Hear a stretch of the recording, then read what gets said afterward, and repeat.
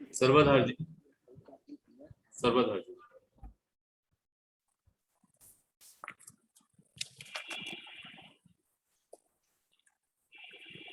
आज का विषय है जीव गति के ऊपर। इसमें प्रमुखतः दो शब्द आए हैं, जीव और गति। जितना भी महाराज जी का दिया हुआ लिटरेचर है उसमें एक एक शब्द पर गहरी गौर करके हमें पढ़ना चाहिए। बात करेंगे जीव गति की। यह हम सबको पता है कि हमारे इस शरीर में जो मैं निवास कर रहा हूं वो चेतन सत्ता भी इस शरीर में है। मैं जीव इस शरीर में हूं। गति इस शरीर की भी होती है और जीव की भी गति होनी चाहिए। शरीर की गति क्या है कि इसे जला दिया जाए, दबा दें या बहा दिया जाता है, तब यह शरीर अपने पंच तत्वों में मिल जाता है। इसी प्रकार जीव के विषय में है। जीव का कहाँ जाकर ठहराव आएगा, बात को समझते हुए सबसे पहले हम ये समझें कि यहाँ आए हुए हम सभी प्रेमियों को यह सोचना चाहिए कि क्या मैं जीव भाव में जीवन जी रहा हूं या नहीं। यदि मेरे में जीव भाव बना हुआ रहेगा तब मुझे अपनी कमियां और गलतियां ज्यादा याद रहेंगी व सामने वालों के प्रति प्रेम बढ़ेगा। हम अपना अपना आकलन करें कि हमारे मन में 24 घंटे अपने प्रति व दूसरों के प्रति कैसी भावनाएं उठती हैं, तब इसका निर्णय साफ साफ हो जाएगा कि मैं जीव भाव में जीवन व्यतीत करने की कोशिश कर रहा हूं या नहीं। हम सभी बहुत समय से सत्संग सुनते व सुनाते आ रहे हैं, परंतु यह विचार उठना चाहिए कि हम सत्संग क्यों सुनते हैं। क्या सिर्फ इसलिए कि महाराज जी ने एक नियम बताया है इसलिए, या समाज में सत्संगी होने का लेबल लग जाता है जिससे दूसरे लोग मेरे विषय में साफ सुथरी छवि रखें, या जीवन में कुछ अच्छे कर्म करने के लिए बताया गया है। तो जैसे आम संसारी मंदिर ज्यादा जाते हैं वैसे ही कहीं मैं भी सत्संग सुनने तो नहीं आता, अथवा ऐसा तो नहीं कि कुछ समय के लिए सांसारिक झंझटों से बचकर मन को कुछ शांति महसूस होती है इसलिए सत्संग आता हूं।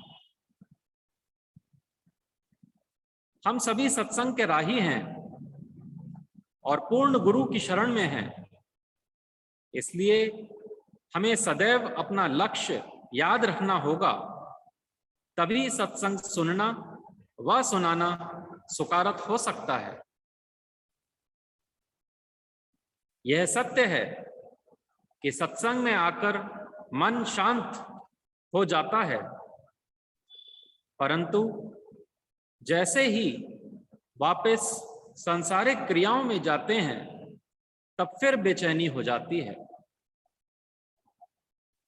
सत्संग में आकर सत्पुरुषों और अवतारों के विषय में पता चला कि कैसे हम भटके हुए जीवों के कल्याण के लिए वो चेतन सत्ता शरीर रूप धरकर हमारे बीच में आए व पूरा जीवन जीकर दिखाया कि वो चैन और शांति जिसकी इस जीव को तलाश है हर वक्त महसूस कर सकता है, परंतु शर्त यह है कि गुरु के अनुसार दी हुई शिक्षा को जीवन में धारण करना होगा। माने करने वाला जीवन होना चाहिए, ना कि सिर्फ जबानी वाला। और जब ऐसा होगा तब यह बात सत्य सिद्ध होती दिखाई देगी कि रंग लागत लागत लागत है, भ्रम भागत भागत भागत है। हम सब भी करने वाला जीवन जीने में पीछे हैं। जबानी किसी को भी ज्ञान देना हो तो तुरंत सारा ज्ञान हाजिर है। विषय जीव गति पर है। हमको ये समझना होगा कि गति कहते किसे हैं। गुरुदेव ने कहा, प्रश्न 298, उसमें भी महाराज जी से प्रश्न किया कि महाराज जी गति किसको कहते हैं।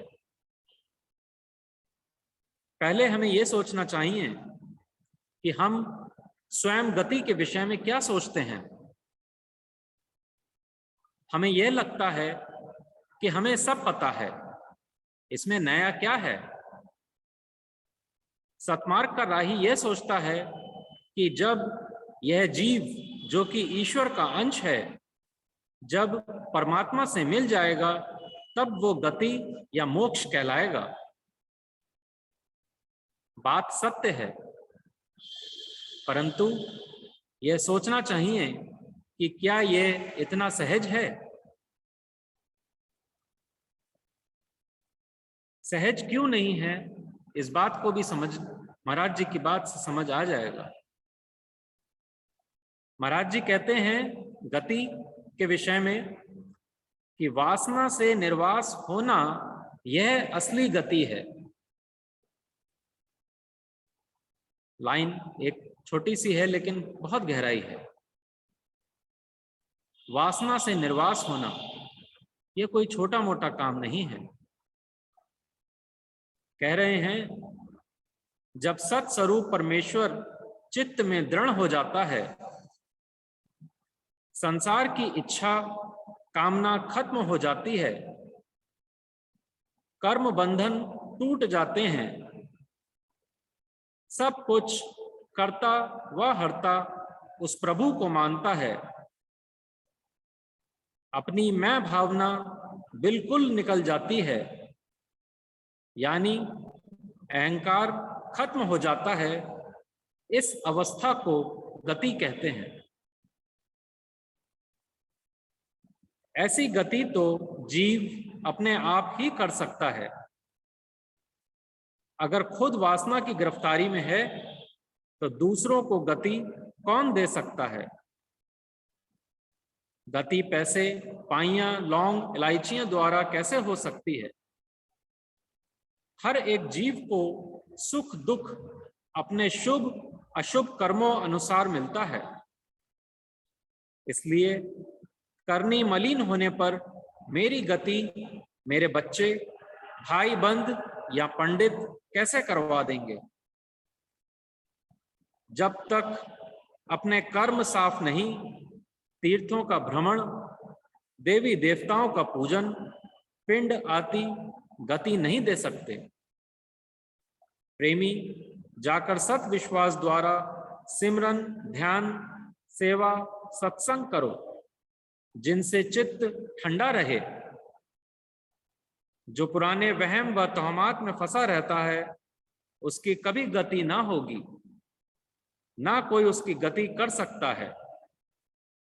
ईश्वर विश्वासी लोग सत्कर्मों में प्रवृत्त रहते हैं। निर्मल चित्त से ईश्वर की याद में रहना, संसार को नित्य असत मानना, उस महाप्रभु को कर्ता हर्ता जानकर नित्य सब जीवों से प्रेम करना, यह ही सत्कर्म जीव को गति देने वाले हैं।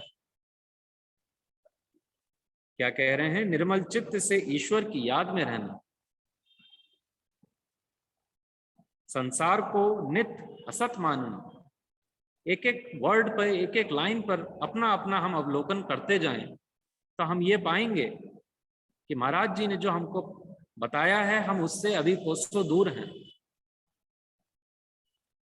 उस महाप्रभु को कर्ता हर्ता जानकर नित्य सब जीवों से प्रेम करना। अपने मन में हम अपने आप से पूछें, क्या हम उस ईश्वर को कर्ता व हर्ता मानते हैं? जब हम संसारी मुसीबतों में फंस जाते हैं, जब हमारे सारे प्रयत्न विफल हो जाते हैं, तब हम कहते हैं, हे प्रभु तुम ही हो करने वाले। और कह रहे हैं कि नित्य सब जीवों से प्रेम करना, यह ही सत्कर्म जीव को गति देने वाला। अपने अपने आप से पूछें कि क्या हम सब जीवों से प्रेम करते हैं? जो लोग हमारे घर में, समाज में हमसे विपरीत चलते हैं या हमारे मन अनुकूल नहीं होते हैं, क्या हम उनको अपने हृदय में आज तक स्थान दे पाए हैं?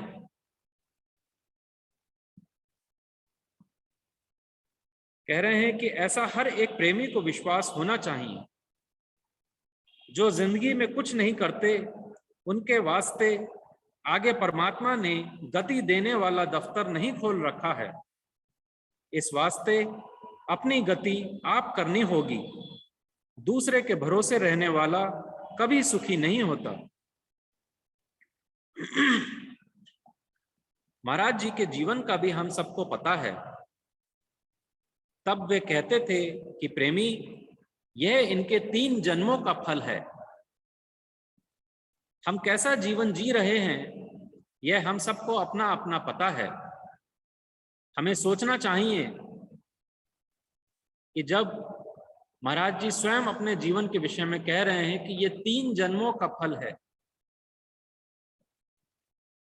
हमें इस बात से सचेत हो जाना चाहिए कि अभी हमारी दौड़ बहुत लंबी है और मेरे चलने की चाल कितनी धीमी है। मार्ग है लंबा और समय है कम। उस ईश्वर से एकाकार करने के लिए, पूर्ण चैन पाने के लिए मथनी को परमार्थिक मार्ग रूपी दूध में चलाना होगा, तब घी रूपी ईश्वर का हमें संग प्राप्त होगा।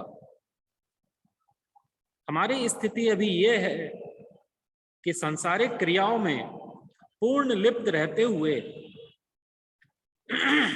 ईश्वर को पाना चाहते हैं। 2 नाव पर पैर रखकर चलने का क्या नतीजा होता है, यह हमें पता है। ना संसार के रहेंगे, ना करतार के। इसलिए एक तरफ हो जाने का यही सही समय है। ईश्वर पूर्ण निर्वास सत्ता है।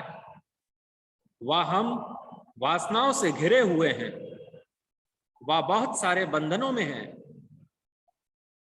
यह हमें निसंकोच स्वीकार कर लेना चाहिए।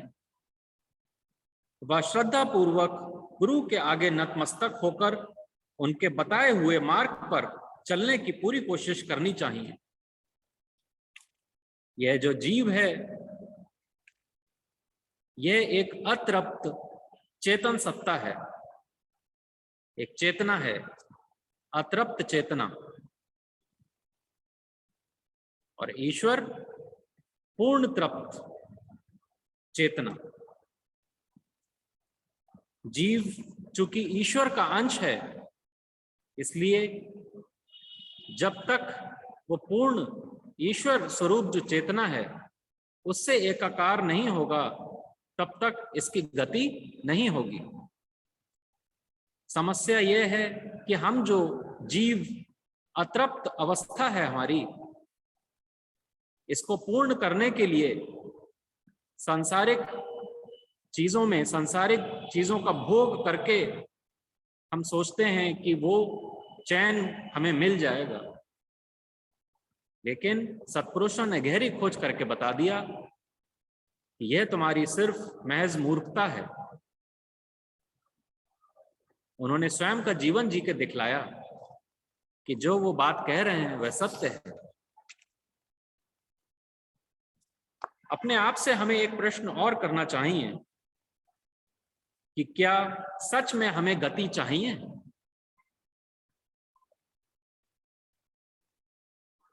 मैं अपनी गति या मोक्ष चाहता भी हूं या नहीं, क्योंकि गति का अर्थ निर्वास होना है, यह अब हम जान चुके हैं। गति का अर्थ निर्वास होना है और हम सबका जीवन इंद्रियों की गुलामी वाला जीवन है। यह बात सत्य है। आजकल गर्मी का मौसम है, हम सबको एसी की आदत पड़ चुकी है। जरा सा लाइट ना हो, एसी नहीं चल रहा है, कितनी बेचैनी हो जाती है। यह इस बात का प्रमाण है कि हम लोग अपनी अपनी इंद्रियों के गुलाम हो चुके हैं। इन आंखों से अच्छा दृश्य देखने को मिल जाए, कानों से अच्छा सुनने को मिले। महाराज जी यही बता रहे हैं कि इन ज्ञान इंद्रियों के हम गुलाम हो चुके हैं। तो चूंकि बात गति की हो रही है, गति का अर्थ यह बताया है कि हमें निर्वास होना है। तो जो जीव इंद्रियों का गुलाम बन चुका है, उसके लिए निर्वास अवस्था तक पहुंचना सहज मार्ग नहीं है। सत्पुरुषों ने गहरी खोज करके हमें बताया हुआ है कि इन भोगों में अशांति है, परंतु यह बात अभी पूर्ण रूप से हमारे मन में ठहरी नहीं है। हमें अपने अपने भोग पूर्ण करके ही चैन महसूस होता है, जबकि सत्पुरुष कह रहे हैं कि उसमें गहरी अशांति है। जीवन में अच्छा खा लो, पहन लो, अच्छा रह लो, व जब कभी प्रारब्धवश कोई दुख आ जाए तब उसे दूर करने का प्रयास करते हैं। यह हमारा जीवन बन चुका है। इसलिए सही जीवन को समझने के लिए सत्संग व सही मार्गदर्शन की जरूरत होती है, जिससे हमारी बुद्धि में बल आता जाता है और सच्चा सत्मार्ग का राही भोगों को मर्यादा में भोगते हुए अपना जीवन सतोगुणी बनाने का प्रयास करने लग जाता है। बहुत से लोगों के मन में प्रश्न उठेगा कि गति हो जाती है, इसका प्रमाण क्या है? सत्पुरुषों ने, याद रखिए, किसी चीज की कोई कमी नहीं रखी है। कमी है तो सिर्फ हमारे चलने की चाल जो बहुत धीमी है, उसकी वजह से मन में कभी कभी तर्क बुद्धि आ जाती है, या सवाल ऐसे खड़े उठते हैं कि सदग्रंथों पर ही प्रश्न कर बैठते हैं। गति का प्रमाण स्वयं सत्पुरुषों का जीवन है, जो कि पूर्णतः वासना रहित जीवन था। कितने ही सत्पुरुषों के विषय में हम जानते हैं, भगवान कृष्ण के विषय में जानते हैं, कितने ही युद्ध उन्होंने किए। युद्ध करने के बाद पूरा राज्य वो ले सकते थे, राजा बन के रह सकते थे, लेकिन पूरे जीवन पर्यंत ऐसा नहीं किया। महाराज जी को हम जानते हैं, उनके विषय में भूख, प्यास, नींद जो हमें अत्यधिक सताती हैं, वह इनसे ऊपर थे। शरीर हूबहू सत्पुरुष का भी हमारे जैसा ही है, परंतु पूर्ण निर्वास अवस्था होने के कारण उनको इंद्रियां तंग नहीं करा करती थी।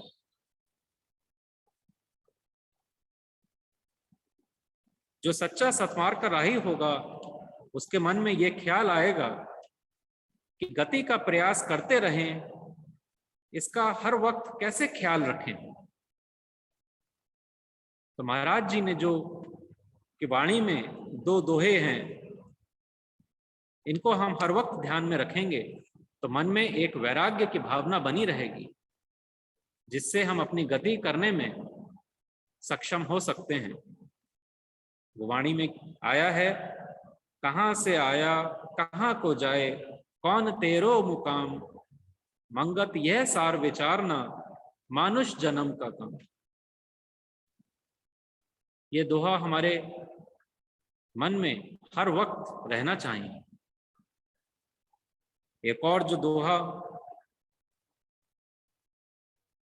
कहते हैं, तेरा कोई संगी ना साथी, नित साजन जाए अकेला, मंगत उठ प्रभ नाम सिमर लो, यह झूठ जगत का मेला। बार बार बता रहे हैं कि यह झूठ जगत का मेला है, क्यों इसमें अपने आप को फंसा रहा है।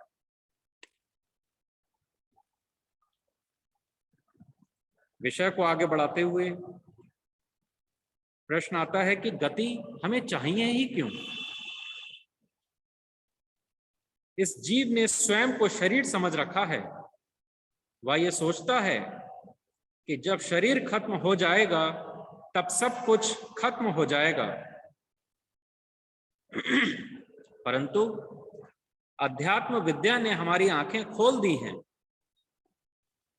कि यह सिलसिला कई जन्मों से चला आ रहा है।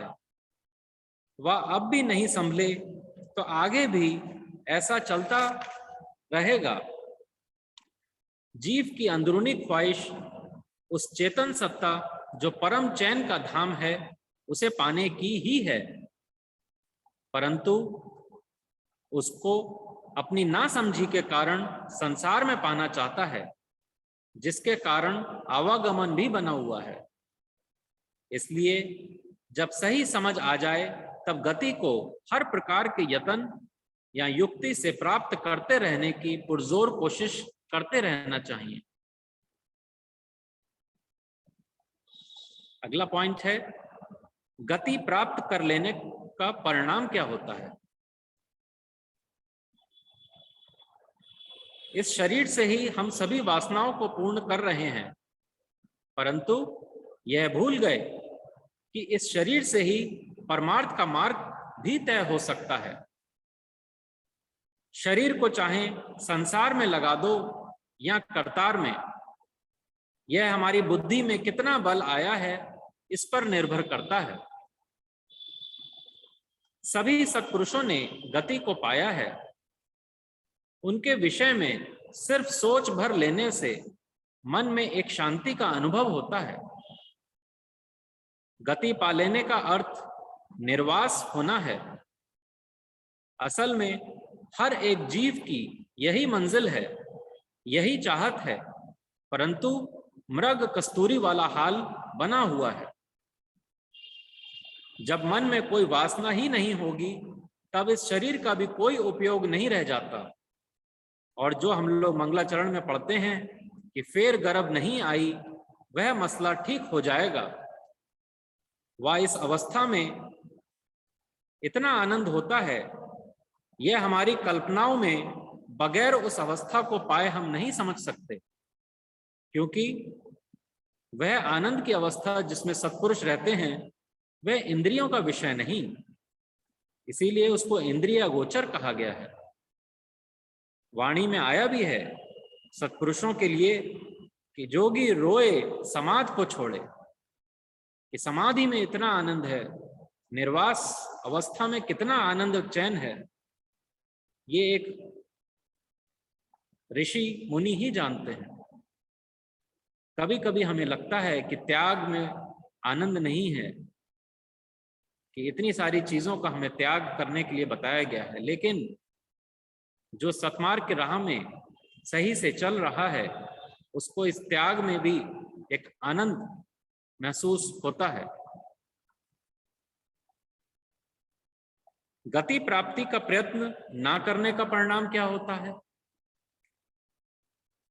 गति प्राप्ति का प्रयत्न जो जीव नहीं करते उनका जीवन घोर रजोगुणी या घोर तमोगुणी होता जाएगा।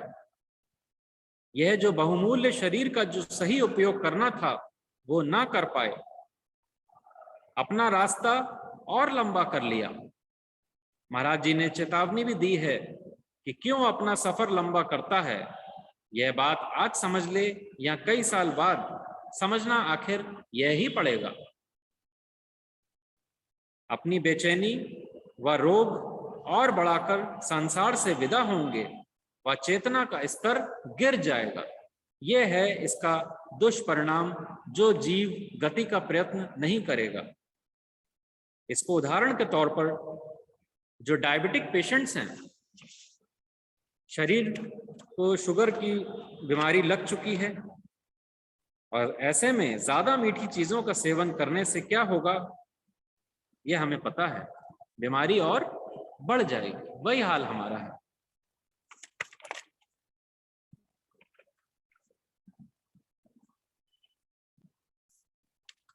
गति को लेकर सांसारिक गलत धारणाएं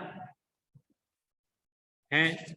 इसका एक महाराज जी का प्रश्न उत्तर आपके समक्ष रख रहा हूं। महाराज जी से प्रश्न किया कि महाराज जी, श्राद्ध में किया हुआ दान प्राणी को मिलता है या नहीं? तो महाराज जी मुस्कुराकर बोले, प्रेमी पहले ये तो बताओ कि जो कुछ दान दिया जाता है प्राणी के नाम पर दिया जाता है या कुछ और? तो प्रेमी कहते हैं, महाराज जी नाम पर दिया जाता है। तो महाराज जी बोले, प्रेमी नाम किसका, शरीर का या जीवात्मा का?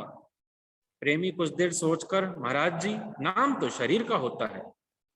श्री महाराज जी कहते हैं, मरने पर शरीर को अग्नि के सुपुर्द कर दिया, 5 तत्व अपने तत्वों में मिल गए, जीवात्मा का कोई नाम नहीं है।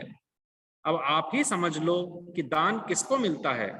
प्रेमी, यह तो पहले भले पुरुषों ने दान की प्रणाली चलाने के लिए समाज के लिए एक विधान बना छोड़ा है, ताकि इस तरह कुछ ना कुछ दान होता रहे और दान करने की परिपाटी बनी रहे।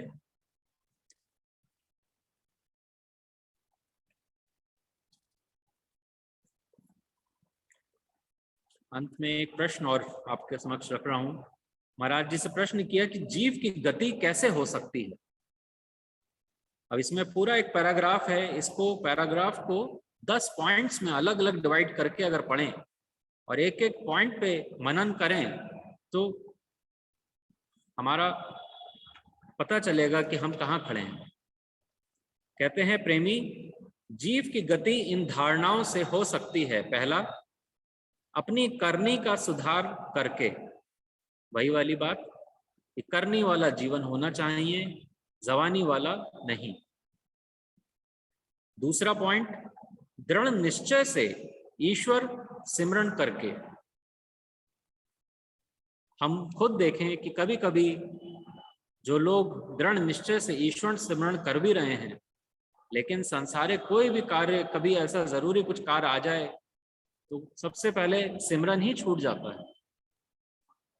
इसका उपाय हमें कुछ ऐसा करना चाहिए कि अगर हमें पता है कि फला दिन कुछ संसारिक कार्य ऐसे हैं कि मेरा जो सिमरन का समय है उसमें अवरोध पैदा हो सकता है, तब उस दिन का टाइम टेबल मुझे सुबह से बना लेना चाहिए कि मेरा जो 2 वक्त का नियम पक्का है वो किसी प्रकार ना छूटे। तीसरा कहते हैं, अपने आचार को दुरुस्त या ठीक करके। आचार का क्या मतलब होता है? अपना आचरण या चाल चलन। आचारवान पुरुष कौन है? जो शास्त्रों के अनुसार कर्म करने वाला हो। तो कह रहे हैं कि अपने आचार को जो ठीक करके चलता है। चौथा पॉइंट कह रहे हैं, सत्पुरुषों के जीवन के अनुकूल अपना जीवन बना के। कि सत्पुरुषों का जो जीवन है वो हमें जीवन गाथा में महाराज जी का पूरा जीवन दिया हुआ है, किस प्रकार उन्होंने जीवन यापन किया। तो उसमें जब हम पढ़ेंगे तो समय समय पर हमें पता चलेगा कि हम कहाँ गलती कर रहे हैं। कर्ता व हर्ता महाप्रभु को जानकर, सब कुछ उसकी आज्ञा में देख के, ईश्वर का भरोसा करके, सत्कर्मों को धारण करके। एक पॉइंट और इंपॉर्टेंट है, कह रहे हैं पाप कर्मों की तरफ भूल कर भी ना जाके, तथा लोक सेवा और निर्माण भाव चित्त में धारण करके। जब ये सारी बातें हम अपने जीवन में अपनाएंगे तब इस जीव की गति हो सकती है। समय इजाजत नहीं देता, अंत में अपनी वाणी को यही विराम दूंगा और यही कहना चाहूंगा कि हम सब बहुत भाग्यशाली हैं जो हमें सत्पुरुष, सच्चे सत्पुरुष का साथ मिला है, उनकी वाणी पढ़ने का अवसर मिला है। तो उसको हम अपने जीवन को ऐसे ही अकारत ना जाने दें और उसको ठीक प्रकार से समझकर अपना अपना कल्याण करें व गति को प्राप्त करें। ओम ब्रह्म सत्यम सर्वदा।